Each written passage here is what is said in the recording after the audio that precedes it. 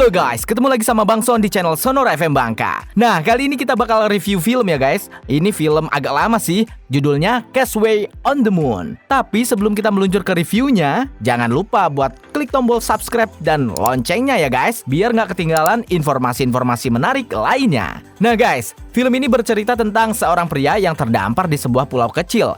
Dia adalah Kim, sudah 3 bulan hidup di pulau terpencil ini. Dia akan lari saat melihat orang lain, seperti manusia purba saja. Beberapa bulan yang lalu, Kim ingin bunuh diri dan melompat ke sungai. Tapi tanpa sengaja dia terbawa ke pulau kecil ini. Ketika tahu dirinya masih hidup, dia mencoba memanggil bantuan. Tapi ponselnya rusak karena kena air. Jadi dia memutuskan untuk bunuh diri lagi nih guys. Dia mencoba untuk gantung diri. Tepat ketika ingin menjerat lehernya, tiba-tiba perutnya mules dan ingin buang hajat. Dia melihat seuntai bunga saat itu. Setelah dicicipi, ternyata rasanya manis. Hal itu mengingatkannya pada masa kecilnya. Nah, jadi dia memutuskan untuk menunda bunuh diri. Saat haus, dia akan meminum air sungai. Saat lapar, dia makan jamur mentah dan mulai memungut semua jenis sampah di sana. Suatu hari, dia menemukan perahu bebek yang usang, lalu menyulapnya menjadi rumah yang nyaman. Sekarang, dia bisa tidur dengan nyenyak. Perlahan dia mulai terbiasa dengan kehidupan seperti ini. Dia mulai mencoba menjaring ikan, tapi tak pernah dapat. Menombak ikan dengan garpu, tapi malah mengenai kakinya sendiri. Mencoba memanjat pohon, tapi sama sekali tidak berhasil. Mau tak mau, dia harus makan jamur lagi dan lagi.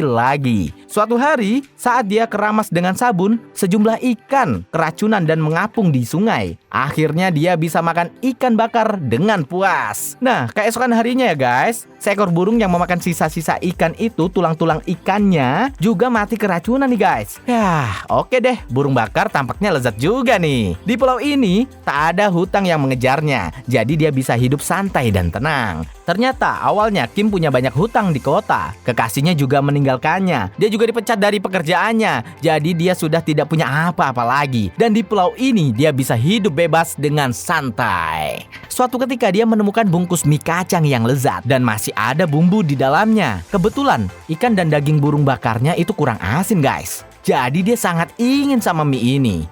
Bahkan saking pengennya sampai ke bawah mimpi nih guys. Kini dia menjadi punya harapan baru, yaitu membuat mie sendiri. Dia memetik sejumlah tumbuhan, lalu mencari cara untuk membuat adonan. Tapi adonannya tak pernah menyatu, selalu merudul-merudul gitu guys.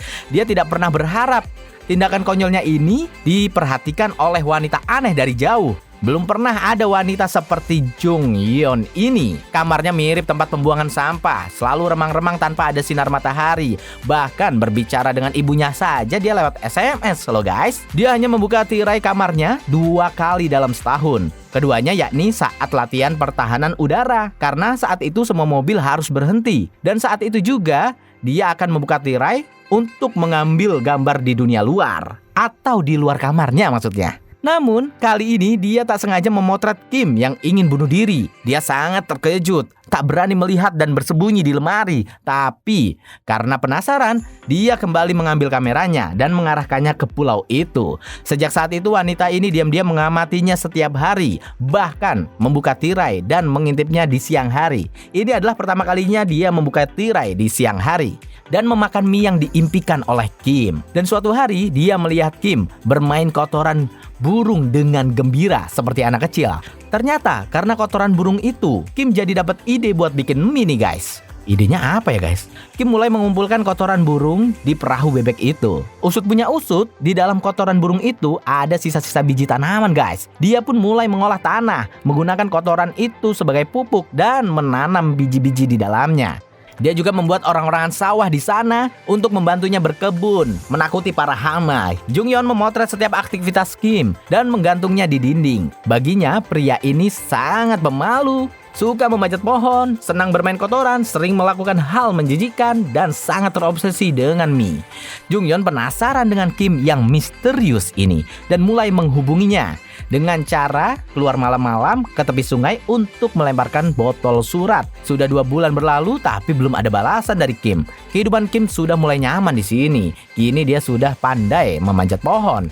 Dia juga pandai menggoreng telur di pagi hari. Dia juga bisa menangkap ikan dengan mudah dan menyeduh teh sendiri. Benar-benar nyaman.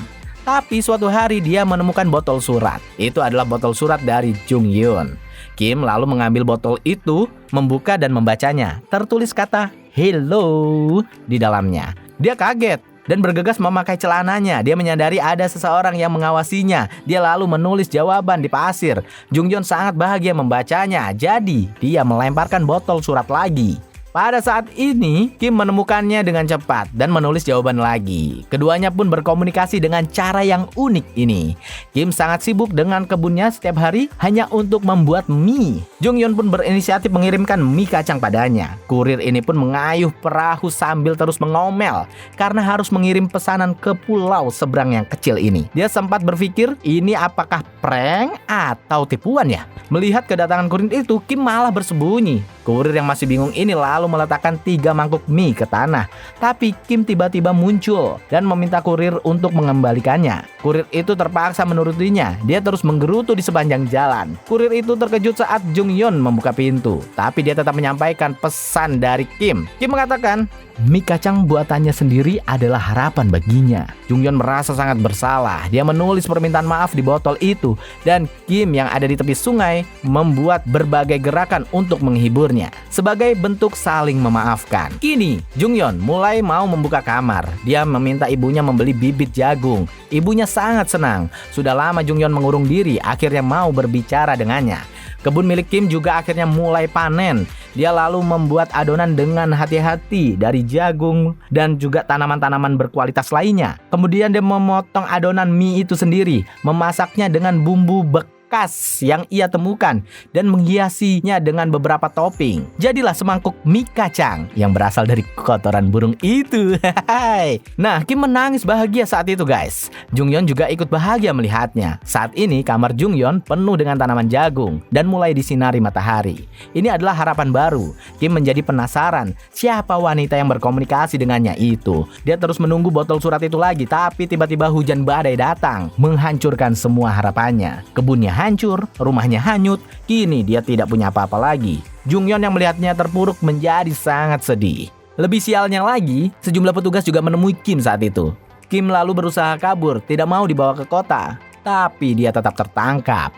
Jung Hyun merasa sedih melihatnya, sebab pria yang memberinya harapan tertangkap. Dia dipaksa pindah ke kota lagi, kota yang cukup familiar tapi asing baginya.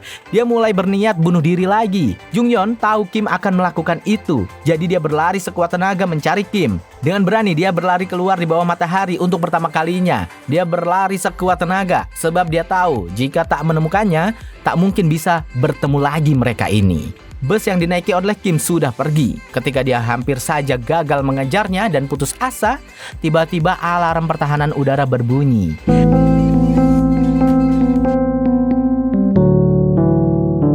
Semua mobil dan kendaraan harus berhenti di jalan. Jung Hyun langsung naik ke bus itu.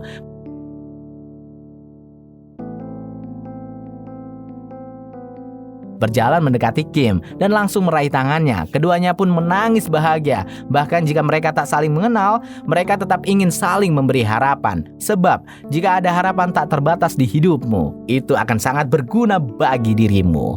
Sekian ulasan dari Bang Son di film ini ya guys. Nantikan film-film berikutnya. See you!